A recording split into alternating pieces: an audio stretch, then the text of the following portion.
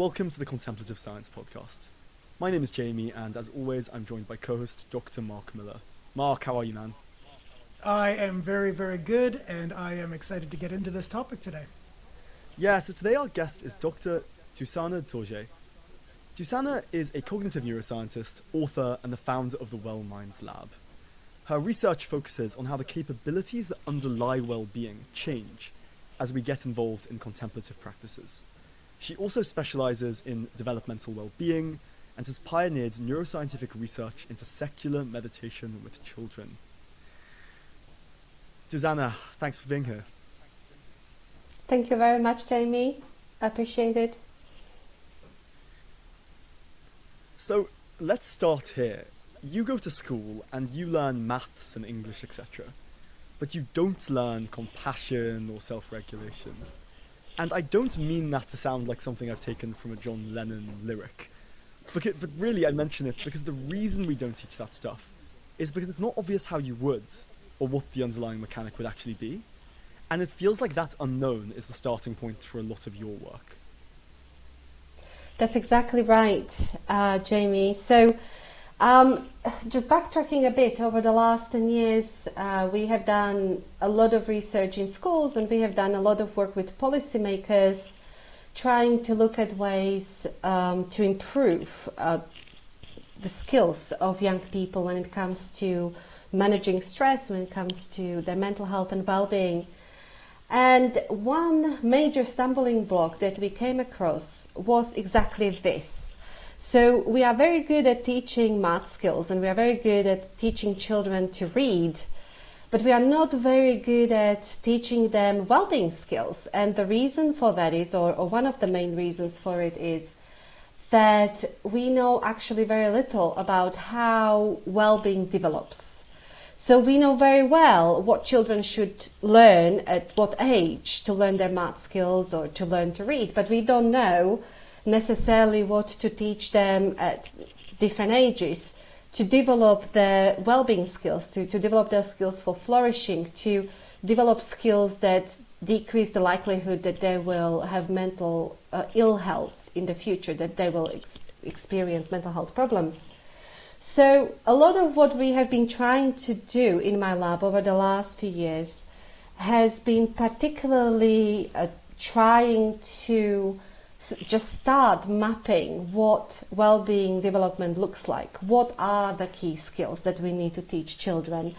How can we build on the skills that they develop in preschool further as they start education, and kind of teach them in an incremental way, just like we do with maths or with reading, to develop these skills so that they can become more skilled at managing their minds, managing their well-being, managing their mental health. And it's interesting, right? Because on the one hand, like, that's happening automatically. As you grow up, you develop these skills. Is the idea that we're wanting to give that natural process a boost? Well, as we grow, we develop some skills that underlie our ability to deal with emotions. So, for example, if you look at a 3-year-old, they can't regulate their emotions very well, and often the best strategy for us to help them regulate their emotions is just to distract them, right? So distraction works very, very well with the little ones, and suddenly their attention shifts and their emotions change. But they can't do necessarily... they can't manage their emotions in a way where they can observe what is happening in their mind. And that's what develops as we grow. So children who are, let's say, 8-year-old, they can actually notice what is happening in their mind, and they can use that information, their ability to observe what is going on in their mind, to manage their emotions better.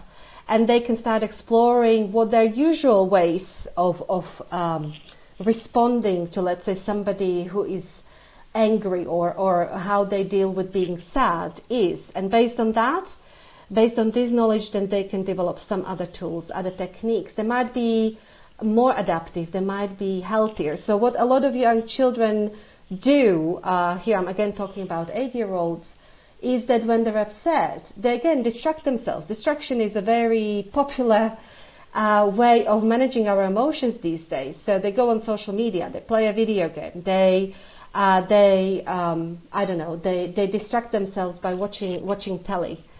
But that doesn't often play out very well in the long run. So it's not a very effective strategy when it comes to your physiology always. So using this increased knowledge of first of all, how am I feeling? So becoming more aware of the signals in the body and in the mind that tell us how we are, and being able to recognize these emotions and then manage them better, learn some tools of what to do, whether it's to pause, whether it's trying to slightly change the way we think, or whether it is just observing how we are responding, labeling the emotions. There are many different ways and skills we can teach children, but we often don't. And the problem is they do naturally develop skills that we can harness in teaching them the well-being skills, but we don't typically teach them how to harness these skills to manage their emotions, their behavior, their minds better. And often what they pick up in contrast is what they see around them. So children are wonderful mirrors. They often take from the environment, from the adults, from the peers, from their teachers,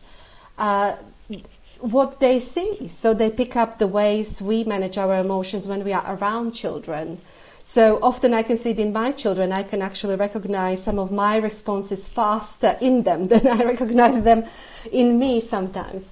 So however teachers, parents manage their emotions, it is mirrored in children, and often we as parents, as teachers, are not so good at managing our emotions and our behavior very well, because we have never been taught how to do so, right? So all that we've learned was about knowledge, was about being smart, but not necessarily learning the skills of well-being. I was exactly going to make this point when you started by saying, we don't teach this to children because we don't understand the progression of well-being very well. And I thought right away, well, this isn't just pertinent to children. Adults don't know how to be well either very well. We have lots of natural abilities and lots of skills, but we don't know how to apply them very well. And we have very complex minds.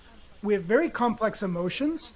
And nobody's really telling us what to do with all of this complexity. And so, I want to get into this more as we talk, but I can already sort of see that there's going to be a program we're going to have to, that maybe we'll put into schools that will help. But a big part of this is going to be the adults around the children are also going to have to do these trainings at some time, isn't it? So that they end up being the right kind of feedback for the young people. Absolutely, the right kind of model and right kind of feedback. So here in the UK, we now talk more often about whole school approaches, and that's exactly what whole school approaches are about. So whole school approach to supporting mental health and well-being of young people is about not only giving them the knowledge, not only signposting, not only telling them to talk to someone, which is always good, but we can go beyond that, or we can give them further skills. We can give them, we can develop skills or support them in developing skills that would enable them to manage themselves better. And by doing so, we need to change the whole environment. We need to change how teachers interact with children, how dinner ladies interact with children, how peers interact with each other, what the ethos of the school is. And just like children bring reading homework home or maths homework home, it would be ideal if they bring well-being homework home, where they work with their parents on developing these skills as well. That way, I think we can actually make a difference. I'm actually often quite skeptical about the mental health and well-being programs we are implementing in schools, because typically they just don't do all this that we have mentioned. What they do is to teach children a set of skills over 4 to 9 weeks. And after that, children move on to another program and another set of skills. And there is very little continuity. There is very little encouragement to sustain the skills. There isn't typically a sense of these skills being built as they go. So we really need to change that and follow this developmental trajectory and involve the whole environment around the child. And it starts with the adults. Yeah, the problem is we don't think of well-being as a set of skills. we think of maths as a skill, and well-being is just an emergent property of like how your life is. You go and do the thing, the job, the relationships, and out pops some state of well-being, good or bad. And if you say to someone, are you warm or cold? And if they say they're cold, you can quite quickly identify the variables, right? You just go, well, you know, it's cold outside, you're not wearing a jumper, or you're a bit ill. But with well-being, there are none of the mechanics. It's not obvious that there's a set of skills that underlying it. And this moves me on to something I'm interested in, which is, what are the skills? In the same way with maths, you have arithmetic, algebra, blah, blah, blah. What are we talking about specifically? So in our lab, we are trying to use our understanding of the processes in the mind and brain that really we have gained in the science of the mind, in psychology, in cognitive neuroscience, in the sciences that deal with the mind over the last 20 years. So we are looking at what cognitive skills, so what aspects of skills that we use in managing our thoughts, what affective skills, so skills that relate particularly to understanding and managing our emotions, and what brain changes as the child grows, maturation changes happen that underlie our ability to develop these cognitive affective skills. So we are looking basically one layer deeper, if you like. So rather than just asking people, are you happy, are you sad, are you well, are you satisfied with your life, we are looking at what makes people say that they are happy, what makes them say that they are satisfied with their life. And there is a set of these processes in the mind and associated skills that we can look in that process. And we have particularly tried to pinpoint two sets of these processes and associated skills, because there are many of them that you could talk about, and that's probably the problem, that we now do understand better what these skills might be, but often we look at them only as they associate with particular techniques, with particular ways of managing our emotions. So we try to group them into two clusters, if you like. So the first cluster associates with what we call self-regulation, and that's this ability to regulate our emotions, our attention, our thoughts, our behavior, and showing how they all go together. So our thoughts are not separate from our behavior, they are not separate from our emotions. And this is something that has been actually used and known for a long time in let's say, cognitive behavior therapy. But we typically don't look at these processes from a developmental perspective. So that's what we are trying to do, to look at what skills, and so what processes to start with, and then what associated skills we can teach children based on what their brain maturation and their cognitive maturation allows them as they grow, and how we can actually build this structure of these different skills and develop their toolbox that they can use in different situations to manage themselves better. There is a second capacity as well that we have described. Because one of the things that you do when you start meditating is you typically become dogmatic about the method. You forget that you're developing a skill set, and the skill set is basically linked to well-being, and there's lots of ways to develop that skill set. And the thing I like about skill building as the aim is it frees you up to say, well, at age 8, you're at a certain point of development, and therefore this set of exercises help. And when you're 15, and actually let's talk about 15. 15 seems like a total disaster of a period. I mean, when you're 15, you're like a total disaster. What's going to be helpful at 15? What exercises will develop this? Not much. The answer surely is not much is going to help at 15, other than sort of just floating through. No, I'd love to hear. So that's a very good question, Jamie. So actually, I will tell you in a moment what we can teach at the age of 15. So, but I'm just going to backtrack slightly. So we know actually that these self-regulation skills, there's lots of research, and this is solid and rigorous a set of findings that I'm talking about here. We know that these self-regulation skills from childhood through adolescence, they predict not only how well young people are, they predict their mental health and well-being, their likelihood of becoming mentally ill, but they also predict, let's say, their education outcomes.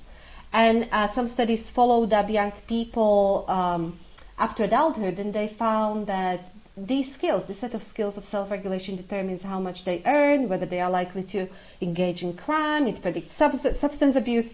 So this is set of skills that is absolutely essential, and we really are missing a trick if we are not systematically developing these skills from early childhood. So how children perform on self-regulation tasks at the age of 4 predicts all these things that I have talked about in adolescence, in adulthood. But there are sensitive times when throughout childhood, we can foster these skills, but there are particular sensitive periods, if you like. One of them is early childhood, the other is adolescence. So 15-year-olds are very relevant here.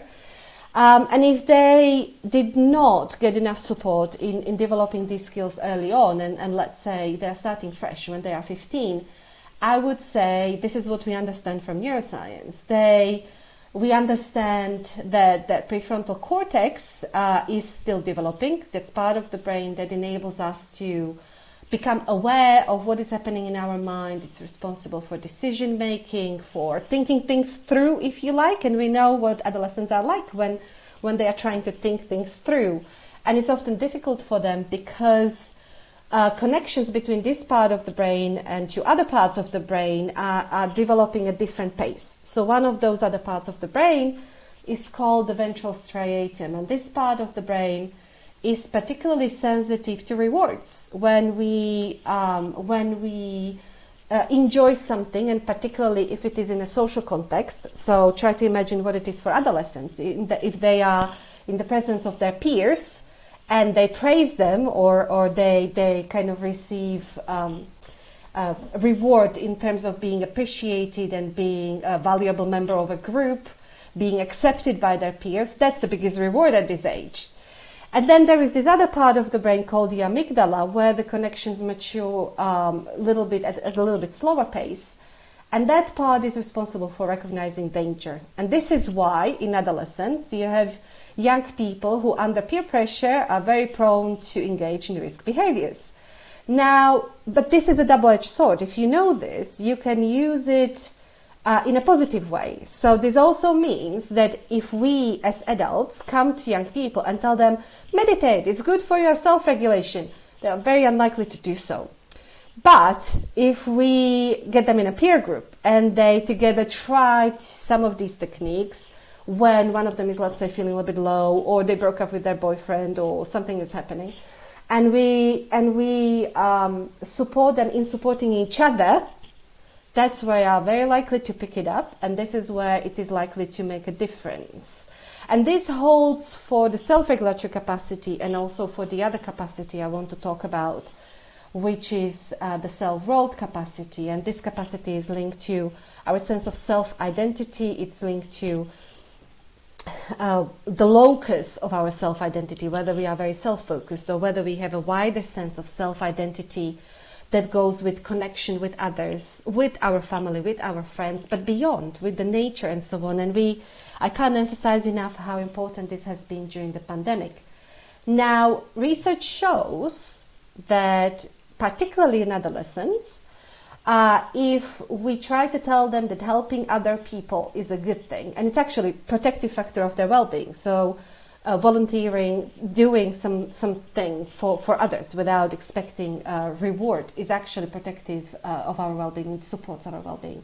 So if we as adults tell them to behave in this prosocial way, they're unlikely to do that. But if we engage their friends and they do it as a group, then they are much more likely to do so, and it is good for their well-being. So this is an example of how we can use our understanding of these processes underlying mental health and well-being in devising techniques and ways to help young people, let's say particularly at this age.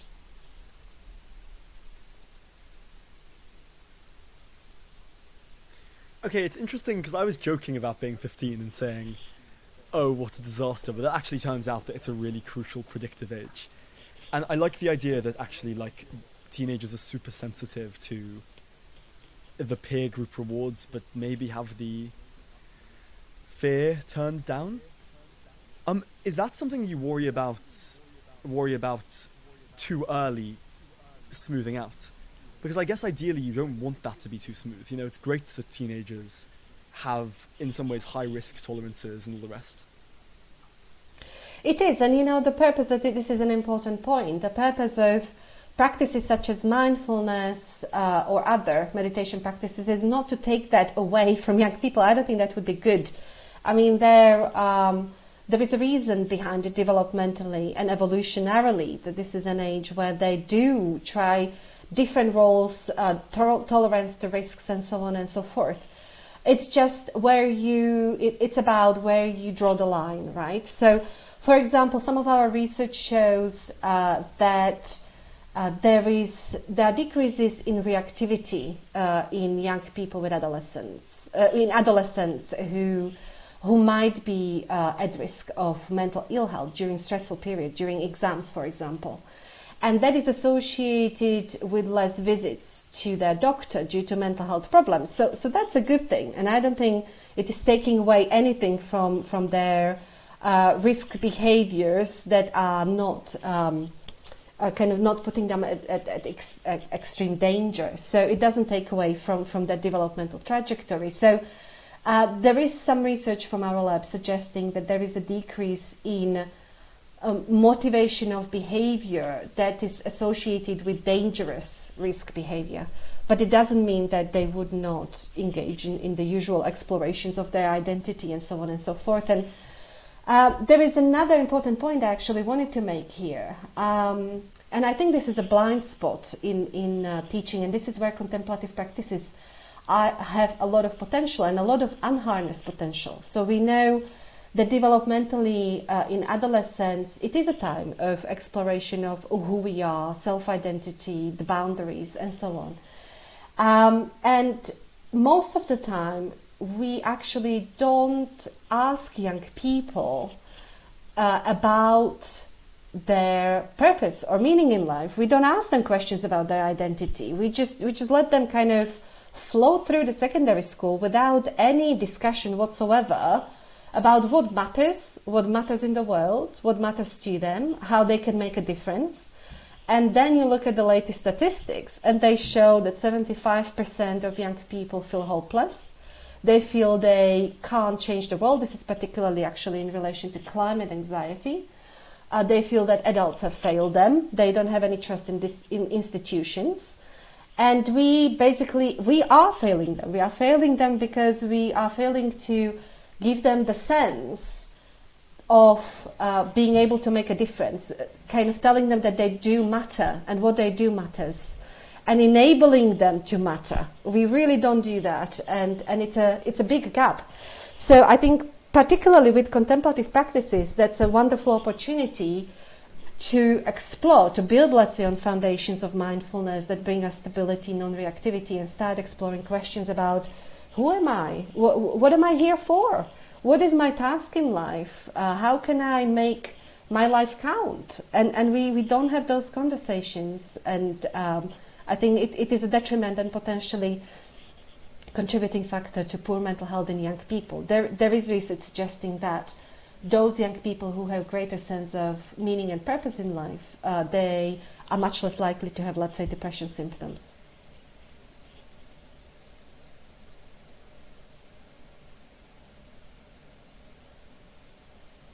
Yeah, Mark, this is something you've done a fair bit on, isn't it? The relationship between meaning and well-being. It's interesting to hear it in a developmental context. And Dusana, is there a reason why young people are feeling so disconnected from change and so disconnected from hope? Is that a new thing, or is this the last 5, 10, 15 years? I haven't looked at the research 20 years ago or 30 years ago because there was actually very little research. This is a little bit of a new topic developmentally, meaning and purpose in life. But there were, in the 70s, some researchers, there was some soul searching, and they were trying to look at the transition into adulthood and explore what gives young people sense of purpose, and whether, particularly in Western countries, whether we are delaying their transition into adulthood and their ability to find their self-identity and whether it's a good thing or not. But in the context of mental health and well-being, it has been only recently that this topic has been picked up. And why it is so? I think it goes together with the whole society, with our focus, what is important to us. And perhaps this might be one of the positive things of the pandemic and what is happening in the world, that there is some soul searching about what is important to us as a society. So what is important to us as a society? What are the social media telling us? What are the adverts telling us? It's all telling us that what is important is how we look, how much we earn, and how famous we are, pretty much, right? And this is what children are getting. A lot of children think this is what is important in life, and we are basically setting them up for failure in telling them that, because the research clearly shows that is not what makes us happy, actually. So what is on the top with things that make us happy or satisfied with life are things like positive relationships, which if we want to have positive relationship, we need to be able to regulate again our minds. In a way, we need to be able to connect with others. We need to be able to help each other, and so on and so forth. And again, comes back to those skills that I have mentioned. So it's positive relationships and it's meaning and purpose in life. So complete blind spots that we don't talk to young people about.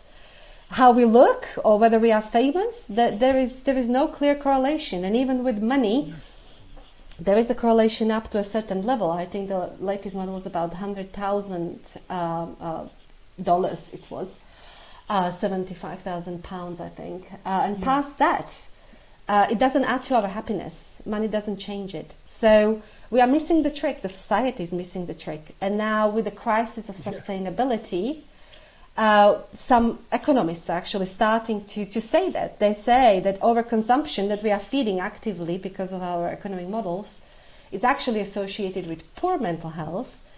We can't sustain this way of overconsumption, we know that.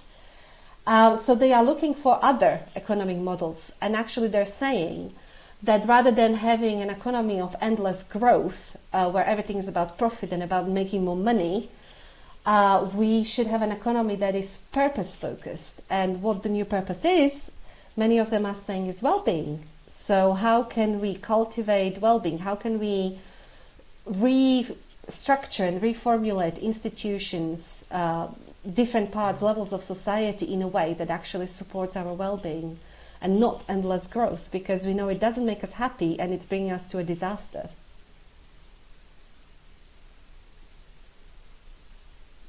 So something you touch on there is something that's coming up in our research as well. You know, there's a big literature emerging about the relationship between zero-sum and non-zero-sum aims and activities and well-being. So zero-sum being, if you don't know at home what that is, it's where if I get something, then you don't have it. So, you know, getting a Ferrari, a limited edition Ferrari, is a good zero-sum game because there's only so many on stock. And if I get it, then you don't get it. And it's also a finite activity. So you can only do it once in a way, like you'd only get that Ferrari one time. And a lot of our culture is built around trying to achieve and training to be engaged in zero-sum activities and zero-sum aims, like getting money or getting a career or getting these sorts of things. A non-zero-sum activity, which is highly, and just to say, you know, pursuing zero-sum activity is highly correlated with not being well and not being happy and all sorts of pathological outcomes. And non-zero-sum activities, in contrast, things like, well, just think, what are the kinds of things that we would aim at that it wouldn't be like I could get it and then you wouldn't get it? So being a good community member, serving my community, being a good husband or a good wife or a good brother or a good sister, being patient, being truthful, being trusting, being mindful, being compassionate, being empathic. All of these things, they're endless, they're boundless, they're immeasurable.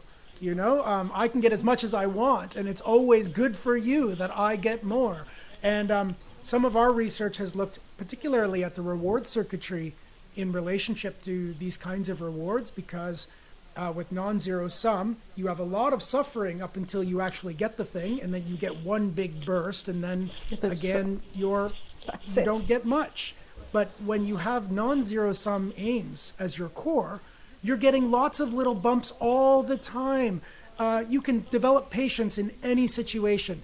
It doesn't matter if you're rich or poor, if you're having a good day or a bad day, if you have a car or no car, if you have a career or no career, you can always be developing patience. There's always a chance to feel like, wow, I was better at being patient today. And I think it's those little hits of dopamine that play one of the roles in making us feel like life is meaningful and useful and good, isn't it?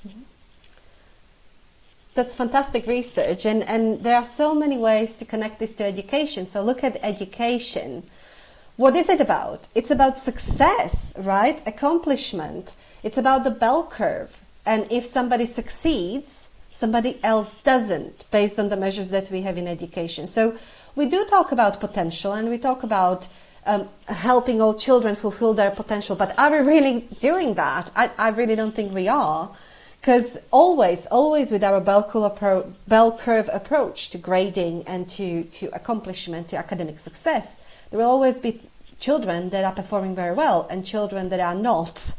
So the success always comes at the cost of somebody else and creates unhappiness. And actually, this whole system is one of the core reasons for current, they sometimes call it mental health crisis. So we have done some research with students. These were sixth formers, so adolescents who are preparing for the university in the UK. And we asked them during the pandemic what their main source of stress was. Guess what it was for the vast majority of them during an existential crisis, basically? It was exams, academic performance. It still was about exams. That's the major stressor. That's what they worry about. And a lot of teachers actually use fear as a motivation for young people. What happens if you don't get to the uni? How will you earn money? What is your whole life about, right?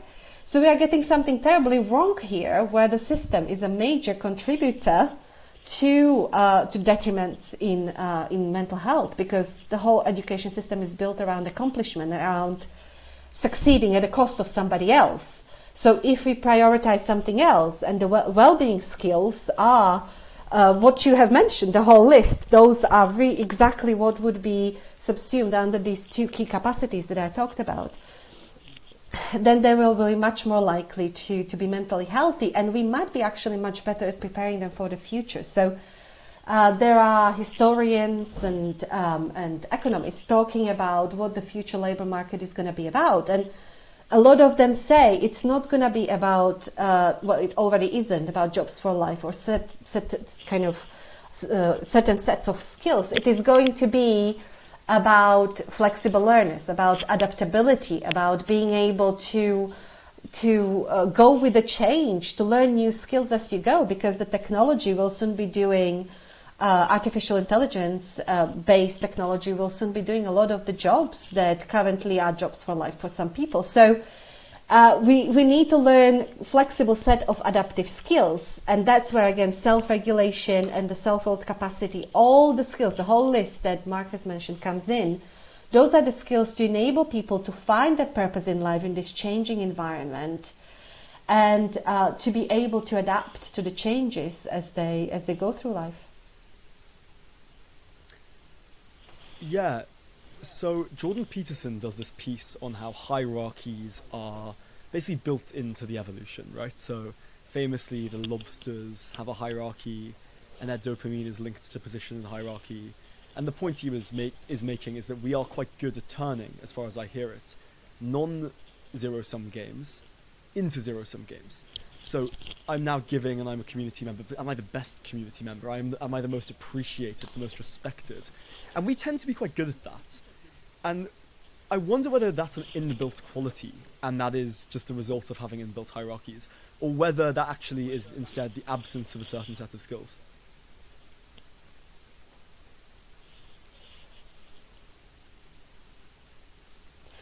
I don't know, from my perspective, what comes to my mind is, it's the old nature versus nurture debate. Is it the selfish gene versus compassionate altruistic mind? So there are evolutionary reasons for both. So what you have described, trying to dominate, is more of the selfish gene, perhaps, aspect of us. And And the kind of altruism, compassion, that's what enables us to survive over centuries and centuries, right? It's not a fluffy, just contemplative concept. There is lots of research showing that in order for us to survive, we needed to help each other from prehistoric times. So I don't think we can resolve it, and I don't think a research study can resolve that. But perhaps it's better if we just stay in the present and look at where we are now and how the selfish gene and trying to be on top of a hierarchy where it led us. So we have spent good couple of centuries now from the Industrial Revolution trying to conquer the environment outside, to have better healthcare, to have longer lives, to have safer lives, to be warm, and so on and so forth, right? So we focus on that. But we have not conquered our inner world, right? Everything was about the outside, and now we are on the brink of something, on the brink of ecological disaster as a result. So I think it's time to turn inwards and try to understand what our mind is about, to become more, I sometimes say, more skilled users of the equipment that we have as a humans, the equipment being our minds and our brains. I think it's time to turn that, because that's what is, in the end, it all comes back to the mind. What is stopping us from dealing with the ecological disasters? It is the selfish gene. It is the people who think that being on top of the hierarchy is more important than dealing with the future. I mean, politicians have known for 20 years what to do about a climate crisis. They haven't done it because it was about short-term political gains, right? So this is where the self-regulation comes back to, where the self-world capacity again plays out. So I think we need to train everybody in development of these capacities, starting with children and going all the way to policymakers.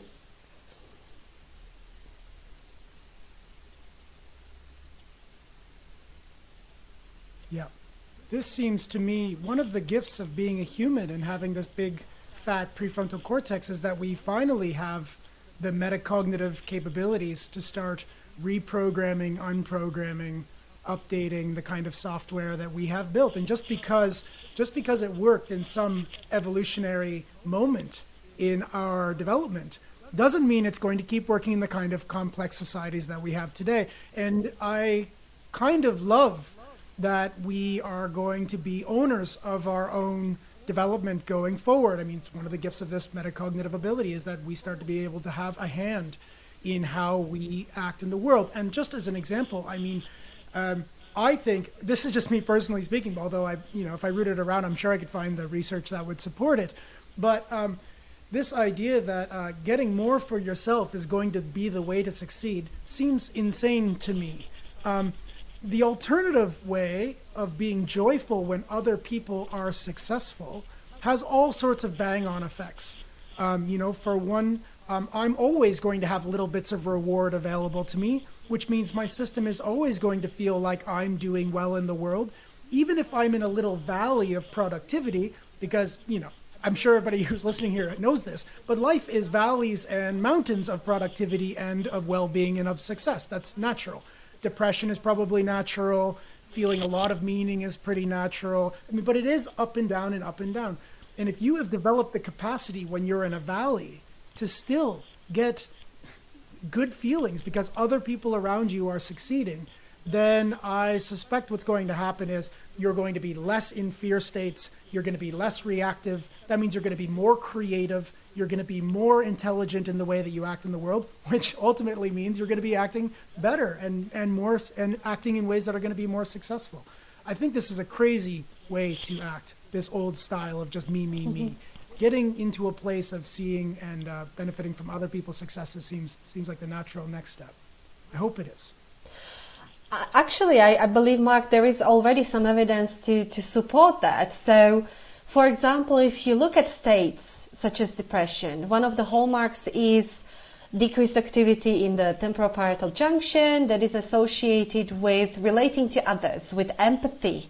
So, because in a state of depression, people are in this kind of self-focused state in a way that is very sad, and you can't relate to others readily. It is very painful state, understandably so, and the attention narrows down, right, in such a state as well.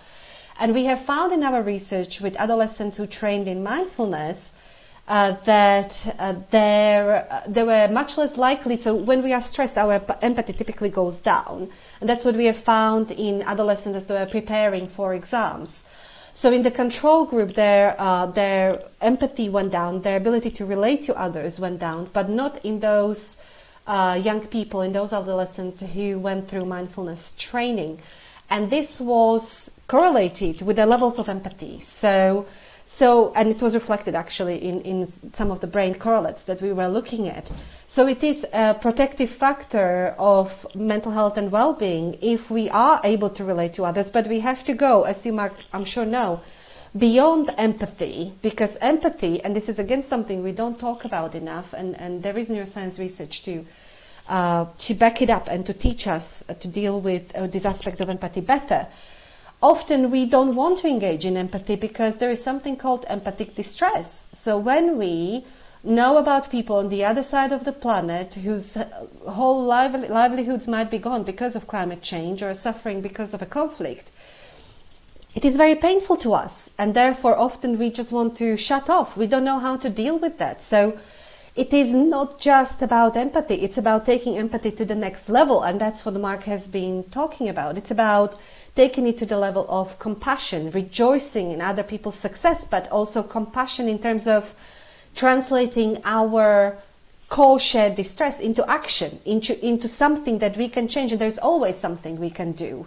Always something, whether it's about how we feel, how they feel, and what is happening on the other side of the world, we can always translate it into some action. And this is associated with better mental health, whereas empathic distress can actually be kind of detrimental to our mental health. And we haven't harnessed the potential of distinguishing and building on these different capacities and training them well, particularly in education.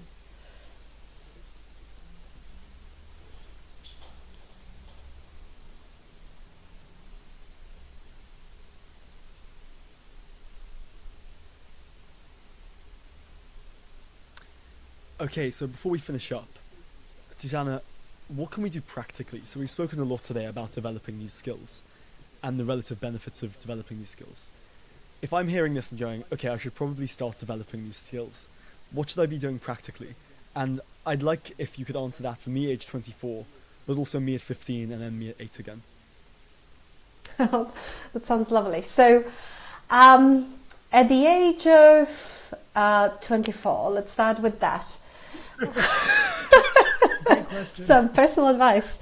So at the age of 24, I would suggest, as Mark was talking about, these great gifts that we have with our metacognitive skills, with the ability to notice what is happening around us, to plan, to observe. So let's apply those skills to observing how you're spending your day.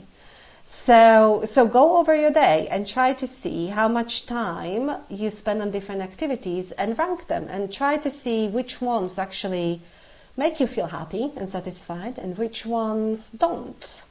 And for a lot of people, I was just looking at the statistics, I think young people in America, it's like 9 hours per day that they spend on social media and watching. And I'm sure some of the content is rewarding, but I'm sure a lot of it is just very automatic, attention catching, dragging them into this rabbit hole of what is the next thing that comes up. So try to revisit how much of some of that time might not be making me actually happy, and what actually does make me happy. And in that process, you may find that if you've started with mindfulness, or if you like to go to nature and experience awe, just being in nature, or doing some activities that actually are linked to some of these capacities I have talked about, volunteering, being with your friends, talking with your friends, but in a positive way, rejoicing in when something good is happening to some other people, rather than always just being self-focused with respect to our success. Just trying to build in any of these activities that you notice make you feel better. And if there are very few activities, just really start with mindfulness. So trying to notice what is happening in the mind, in your life, and finding brief moments of just listening to the sounds, listening to what is happening around you to start with, and then building on those, to expanding to kind of the sense of what is important in your life, and maybe then starting thinking about the meaning and purpose in life. What is important to you, and how do you want to spend your life and your time? So that might be something that I would recommend maybe for somebody who is 24. What was the other age group? Was it 15, did we say, or was it... We had 15, and the much maligned 15 and 8. 8, yes. So for a 15-year-old, I would recommend exploring, reading, just trying to think and pause for a moment, what matters and what can I do to make a difference, and kind of exploring what it is that they can do in life that will make them happy and make a difference as well, and look at the activities that they are engaging in. So it would be similar in some regards with the social media, because social media is such a big part of their lives. Me talking to a 15-year-old and trying to persuade them to do mindfulness probably won't work. So it would be perhaps trying to find some peer group or Google some peer activities that would teach them mindfulness, or I don't know, environmental activism. How can they get engaged, involved? Community projects. Maybe they are building something for a school or for a care home in their community. How can they get involved in a food bank locally? Lots of people are struggling. So rather than shutting off or feeling depressed about the whole situation around, trying to spend at least some of their time making a difference and engage in some of these projects, and then trying to develop these skills, just having a break, just taking a break. And often what I find with young people, with adolescents, they are not likely to engage in these activities out of prevention. They often are kind of keen to learn things when they're stressed and when they're worried. So next time you are stressed or worried, Google mindfulness app, find a support group of peers who are doing some mindfulness practice, and give it a go. Just try to see how that makes you feel, whether it's helpful, and go from there. And finally, talking about somebody who is 8-year-old. With 8-year-olds, it's actually much easier than with the 15-year-olds for us adults to kind of lead them to different activities. So there are things that they do naturally. At the age of 8, they often have still kind of sense of wonder, and they like to learn about the nature, and that's a wonderful way in when it comes to contemplative practices. I still remember actually how, comparison between my 2 children, and how as they grow, some of these abilities are lost. So there was the younger one playing in a stream and just watching the stream endlessly, and the older one, 5 years older one, trying to get her to play something else, and kind of it was much more in her mind, and it was much more abstract, and it was not so much in the present moment. But young children, up to the age of at least 9, 10, they have natural affinity towards nature, towards observing things, towards sports. Any of these activities can be linked to learning self-regulation, taking turns, learning simple mindfulness practices, learning simple yoga, engaging in activities, sending cards to somebody who needs support, engaging them in projects that parents do. And it depends a lot, again, on what adults around them are like, how they regulate their emotions. So starting point is often for the adults to just build in very short activities that they can do just for 5 minutes, doesn't have to be hours, that they spend together, and just go to the park. It doesn't have to be on the top of a mountain. Just go to a park, stand by a stream, if you have a stream in the park, or by the pond, and listen to the sounds of that stream, or listen to the ducks playing for a moment. Just go back to that. Just listen. Just be in that moment without the need to analyze it too much. So building in little activities like that can go a long way with young children. And then Again, when they are upset, when they are worried, working with them and building in some of these simple breathing exercises, for example, to balance the sympathetic, parasympathetic system. Those are quite popular, simple to do. Breathe in on the count of 4, breathe out on the count of 6 or 7. So there's lots and lots, and there's so many resources out there, whether they are online or there are lots of books that parents can grab, and start small. Don't ask a lot of yourself. We are also busy, but you may find that it's actually quite rewarding and helpful for both well-being of parents and children and teachers, not to forget that.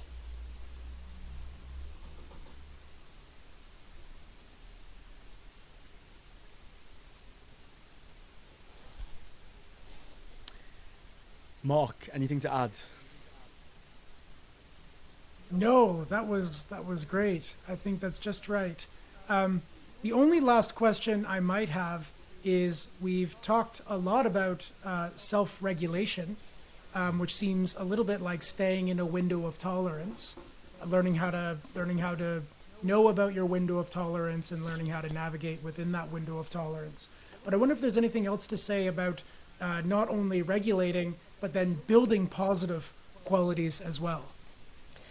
Absolutely. So this is where the second capacity comes in. So I always say that self-regulation is not enough. Actually, some of the research in our lab is particularly looking at that. So you can have people who are very, very good at self-regulating and regulating their emotions, their thoughts, staying focused, and so on and so forth.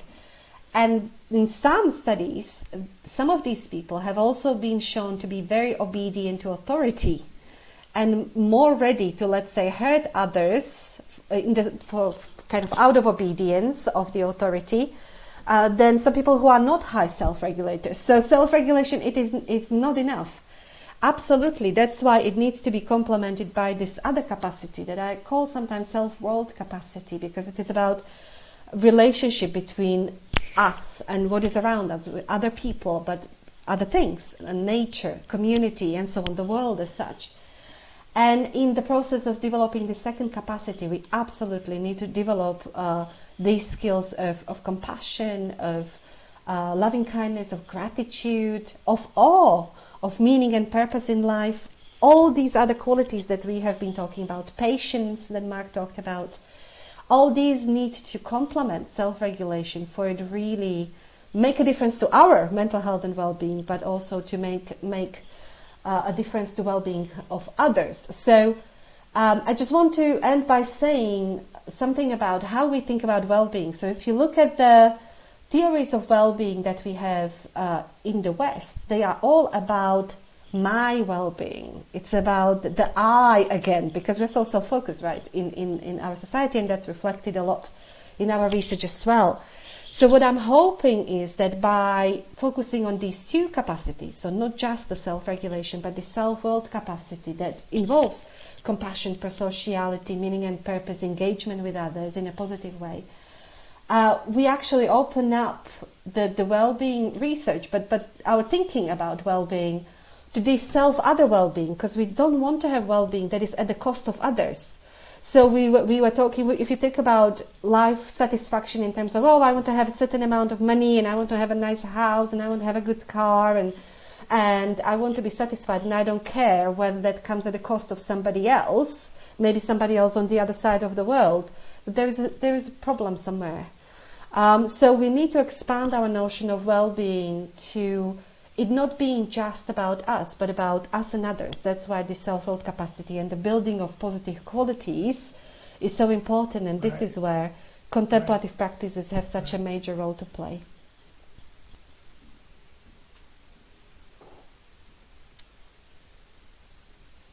So if I hear you right, then one of the ways that those two are going to come together is a better self-regulatory ability is going to create the foundation. It's going to create a space where we feel safe enough maybe to start developing some of these pro-social, more empathic, more compassionate, because those are disturbing, right?